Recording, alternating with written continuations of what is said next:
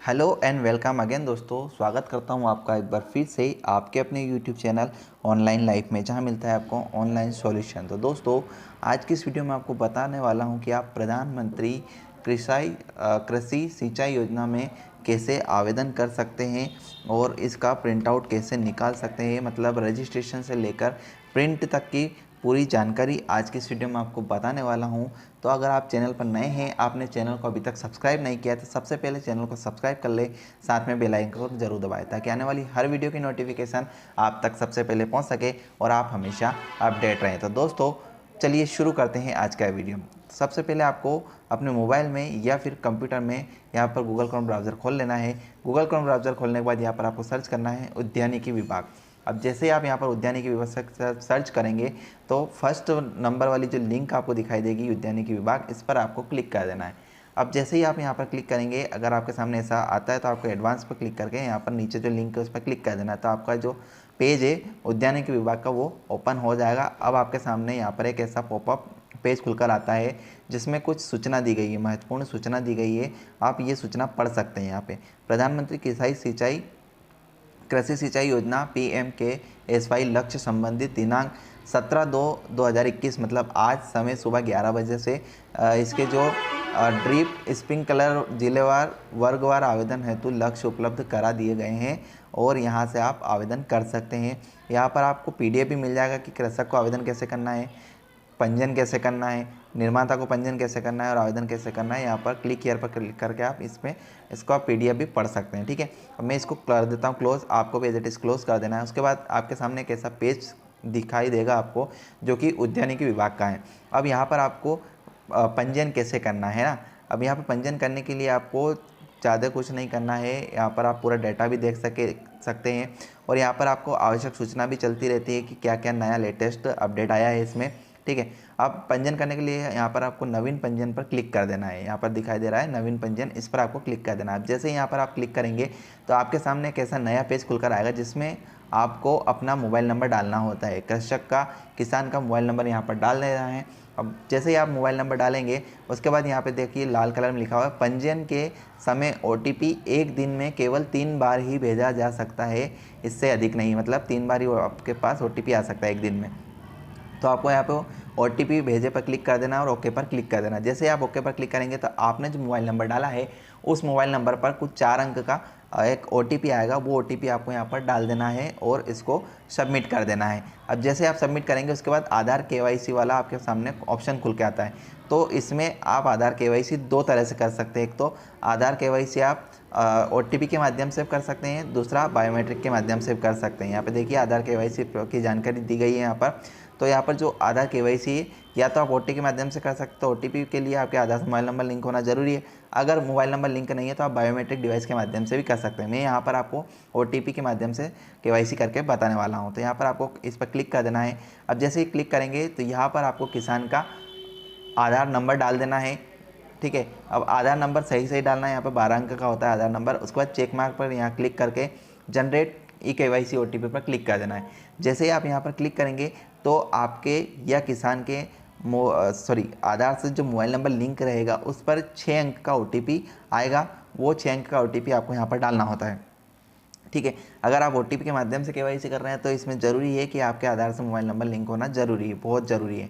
नहीं है तो फिर बायोमेट्रिक वाला ऑप्शन है, उससे आप कर सकते हैं। उसके लिए आपके पास बायोमेट्रिक डिवाइस होना चाहिए। तो यहाँ पर मेरे पास OTP आ चुका है। मैं यहाँ पर OTP डाल देता हूँ जो कि 6 अंक का रहेगा। उसके बाद आपको यहाँ पर संपादित करें, ग्रीन कलर में जो दिखाई दे रहा है इस पर क्लिक कर देना है। जैसे ही आप यहाँ पर क्लिक करेंगे तो आपके सामने फिर से एक नया पेज खुलकर आएगा जिसमें आपको कुछ अपना व्यक्तिगत विवरण, मतलब पर्सनल डिटेल देनी होती है।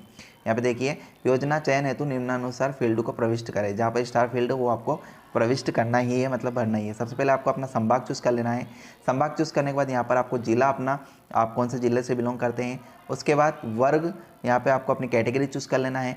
कैटेगरी के बाद आपको लिंग चूज़ कर लेना, महिला है या पुरुष है। उसके बाद कुल भूमि क्षेत्र, तो यहाँ पर आपके कितनी आपके पास ज़मीन है उसको आपको हेक्टेयर में लिख देना है। अब जैसे आप यहाँ पे हेक्टेयर में लिखेंगे तो आप किस टाइप के किसान, वो यहाँ पर लिखा हुआ जाएगा रेड कलर में। मतलब लघु सीमांत कृषक के, बड़े किसान हैं तो यहाँ पर हेक्टेयर के ऊपर डिपेंड करता है। जैसे आप यहाँ पे 5 हेक्टेयर करेंगे तो बड़े किसान आ जाएगा। ठीक है, तो आपके पास जितनी ज़मीन हो वो आपको यहाँ पर हेक्टेयर में लिख देना है। उसके बाद व्यक्तिगत विवरण देना है। व्यक्तिगत विवरण में सबसे पहले आपको विकासखंड डाल देना है अपना विकासखंड जो भी लगता है आपका। उसके बाद आपको यहाँ पर ग्राम पंचायत डाल देना है, आपकी जो ग्राम पंचायत लगती है, कौन सी ग्राम पंचायत से आप बिलोंग करते हैं। उसके बाद नगरीय निकाय में आपको यहाँ पर उसका लिस्ट आ जाएगा, वो आपको चूज़ कर लेना है। उसके बाद शीर्षक में आपको यहाँ पे श्री या श्रीमती जो भी है आपका शीर्षक को डाल देना है। फिर नाम, उपनाम और पिता का नाम डाल देना है तीनों बॉक्स में, ठीक है। मैं आपको एक बार और फिर बता देता हूँ इसका। सबसे पहले नाम डालना है, फिर सरनेम और फिर पिता या पति का नाम। उसके बाद आपको अपना पता डाल देना है, एड्रेस, फिर पिन कोड डालना है। मोबाइल नंबर बाय डिफ़ॉल्ट आ जाएगा, ईमेल और जो आधार आईडी है वो भी बाय डिफ़ॉल्ट आ जाएगी। ईमेल आईडी आप चाहे तो यहाँ दे सकते हैं। उसके बाद नीचे आ जाना है, फिर भूमि का विवरण देना है आपको। तो एक या एक से अधिक अगर आपके पास खसरा नंबर है तो आप खसरा जोड़े पर क्लिक करेंगे तो आप सारे खसरे यहाँ पर जोड़ते जाएंगे। तो सबसे पहले भूमि का प्रकार यहाँ पे चूज़ कर लेना, मतलब आपका जो भूमि है उस पर किस टाइप की मिट्टी है, जलोढ़ मिट्टी, लाल मिट्टी, वो आपको यहाँ से चूज़ कर लेना है। उसके बाद सिंचाई की पद्धति, आप किस पद्धति से सिंचाई करते हैं वो आपको यहाँ पर चूज़ कर लेना है। जैसे आप यहाँ पर क्लिक करेंगे तो आपके सामने एक लिस्ट खुलकर आएगी। यहाँ पे टपक सिंचाई का उपयोग करते हैं, ड्रिप का करते हैं, स्प्रिंकलर करते हैं, बहाव सिंचाई का करते हैं, अन्य सिंचाई करते हैं। तो जिस भी सिंचाई पद्धति से आप सिंचाई करते हैं वो आपको यहाँ से चूज़ कर लेना है। उसके बाद यहाँ पर आपको जो नेक्स्ट ऑप्शन है उसमें क्या करना है, सिंचाई जल की गुणवत्ता, मतलब आपका जो सिंचाई जल है वो मीठा है या खारा है वो आपको यहाँ से चूज़ कर लेना है। यहाँ पे देखिए 2 ऑप्शन आएंगे पर, तो आपको अपने सिंचाई जल की गुणवत्ता यहाँ से चूज़ कर लेना है। अब कृषि में जल भराव की समस्या, भूमि में जल भराव की अगर समस्या है तो हाँ, नहीं है तो फिर नहीं कर देना। उसके बाद जो नेक्स्ट ऑप्शन है, भूमि में जल विकास की सुविधा है या नहीं, तो आप यहाँ पर आपको हाँ नहीं ऑप्शन करना है। उसके बाद जो नेक्स्ट ऑप्शन है, पहुंच मार्ग की स्थिति, मतलब कच्ची सड़क है या पक्की सड़क है आपके खेत पर जाने की, है ना, तो वो आपको यहाँ पे चूज़ कर लेना है। शहर से प्रक्षेत्र की दूरी, मतलब शहर से आपके जो ज़मीन की दूरी है वो कितनी है वो आपको यहाँ पे किलोमीटर में लिख देना है। उसके बाद जो नेक्स्ट ऑप्शन है, प्रक्षेत्र पर स्थापित अधोसंरचना की स्थिति, तो यहाँ पर आपको अधोसंरचना मतलब आपका जिस खेत है वहाँ पर प्याज भंडार गृह है, फार्म हाउस है, कुछ भी किस टाइप का हाउस बना है तो आपको यहाँ पर लिख देना है, नहीं तो फिर आप अन्य पर क्लिक करके यहाँ से आगे बढ़ जाएँ। उसके बाद यहाँ पर किसान का प्रक्षेत्र पर निवास, मतलब किसान खेत पर रहता है या नहीं, तो हाँ नहीं आपको कर देना है।